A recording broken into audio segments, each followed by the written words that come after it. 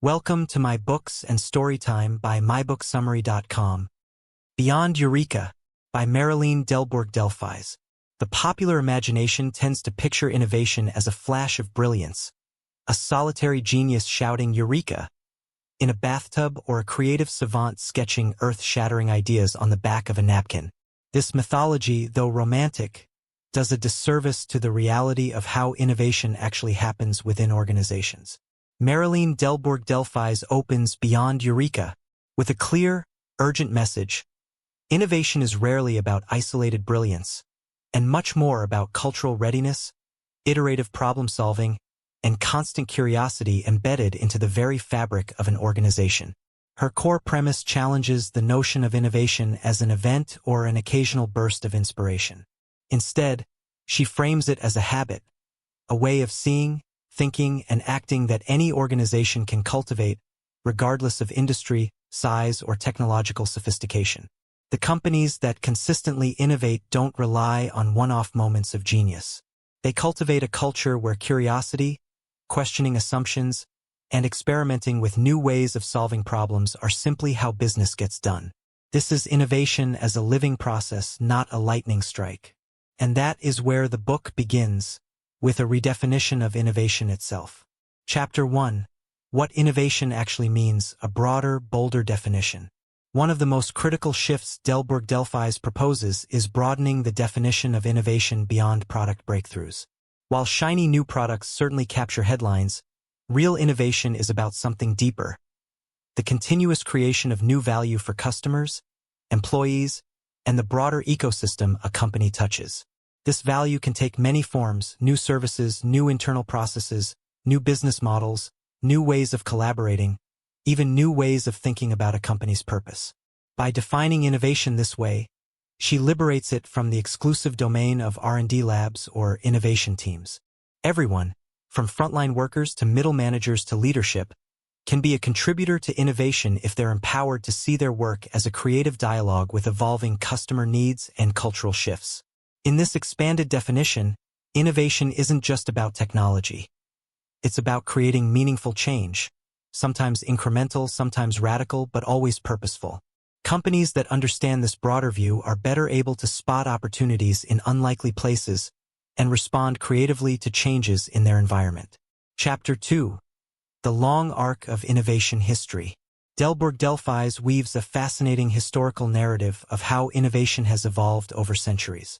From the earliest survival-driven innovations, tools, shelter, agriculture, she traces how humanity's creative problem-solving gradually evolved into a more deliberate, organized effort, particularly with the rise of industry and commerce.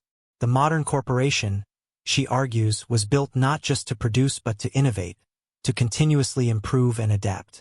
Yet, the structures we built for innovation in the 20th century were often linear and siloed. R&D departments were separated from marketing, and creativity was seen as the domain of a few specialized thinkers. The digital age, however, obliterated those barriers. Today's innovations increasingly emerge not from centralized labs, but from open, fluid collaborations between diverse thinkers, rapid customer feedback, and fast experimentation. Most importantly, innovation today is increasingly human-centered. Successful companies aren't just solving technical problems, they're understanding the emotional, social, and cultural dimensions of what customers really want. This shift from technology-centered to human-centered innovation defines the new era of value creation. Chapter 3. Cultivating the innovator's mindset, the inner work of creativity. Innovation isn't just about processes or technologies, it starts with mindset. Delbourg-Delphis offers a richly human perspective on what makes someone innovative, and her insights extend beyond personality traits into deeply cultivated habits of mind. Curious, open-minded, and resilient individuals, those who seek novelty, enjoy questioning assumptions, and don't fear failure, tend to drive innovation wherever they go. Curiosity, she argues, is the foundation. Innovators habitually ask why and what if. Even when things are working well, they're constantly exploring the edges of their understanding, not just in their industry but across fields, always eager to learn from art, science, history, and culture. Empathy follows closely behind. The best innovators aren't just obsessed with their own ideas. They're deeply attuned to others' experiences, frustrations, and desires, and they use that emotional intelligence to guide their creativity. Finally, true innovators have a high tolerance for ambiguity. They understand that not every question has a clear answer, and they're comfortable experimenting, iterating, and staying in the uncomfortable space between problem and solution. These mindsets can, and must, be nurtured across entire organizations if innovation is to become everyone's responsibility. Chapter 4. Leadership as Innovation Catalyst. If mindset is the seed of innovation, leadership is the soil in which it grows or dies. Delbourg-Delphis is crystal clear. Leaders set the conditions for innovation long before the first brainstorm. Leaders who prize predictability, control, and efficiency above all else inadvertently choke off innovation.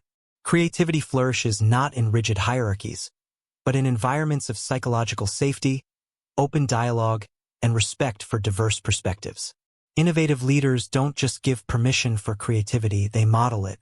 They ask provocative questions, admit when they don't know, and invite challenges to their own ideas. They also reward curiosity and experimentation, even when it doesn't lead to immediate success. Perhaps most importantly, they see themselves not as sole decision-makers, but as orchestrators of collective intelligence, tapping into the wisdom of employees, customers, and external partners alike. Chapter 5. Designing Organizations for Everyday Innovation. Even the most creative employees will struggle if the organization's structures and processes actively discourage innovation. Delbourg-Delphis emphasizes the need to design companies where innovation is systemic, woven into every level, every team, and every process. This means breaking down silos between departments, building cross-functional collaboration into everyday work, and ensuring that customer feedback loops directly influence decision-making. In innovative organizations, failure is redefined as part of learning, not as a punishable offense. Leaders create safe spaces for experimentation and foster an ongoing dialogue between employees, customers, and leadership. Even performance reviews include metrics for creativity, collaboration, and proactive problem-solving. When innovation is systemic, every employee becomes a potential innovator, and the company becomes agile enough to respond quickly to emerging opportunities and threats. Chapter 6. Innovation in Disruption and Crisis. Periods of crisis, like the COVID-19 pandemic, expose the true innovation capacity of companies.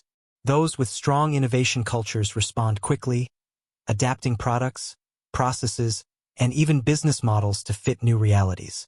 Those without it freeze in the face of uncertainty. Delbourg-Delphis argues that disruption can be a gift for innovators, a moment when entrenched habits are broken and new ways of thinking become possible. Companies that have cultivated resilient innovation cultures don't just react to crises. They proactively scan the horizon for signals of change, treating uncertainty as creative fuel.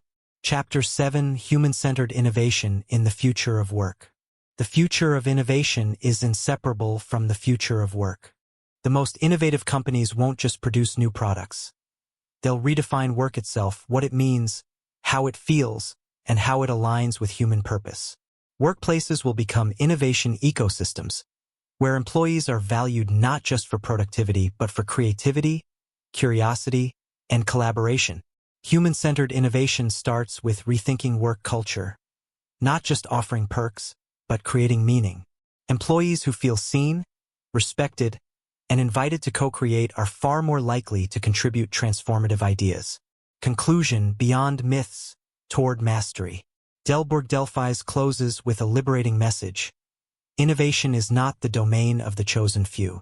It's a craft, a habit, and a collective practice available to any organization willing to rethink assumptions, embrace uncertainty, and cultivate cultures of continuous learning. The future belongs not to lone geniuses but to communities of courageous learners and creative thinkers. Innovation is no longer a department. It's the heart of sustainable growth, social progress, and human fulfillment.